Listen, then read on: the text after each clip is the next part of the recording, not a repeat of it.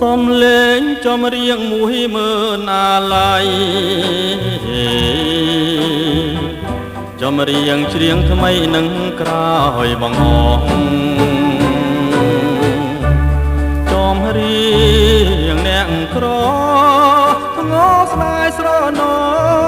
ស្ដាយចិនដែលស្មោស្ដាយឈ្មោះស្នេហា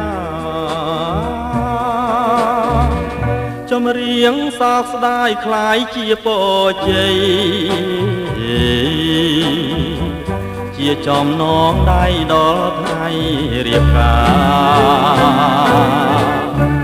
ច្រៀងរាប់ជាប់រឿងដែលអត់ខ្លឹមសារជារឿងអនិច្ចាស្នេហាព្រួលប្រាតែស៊ូកាន់ចិន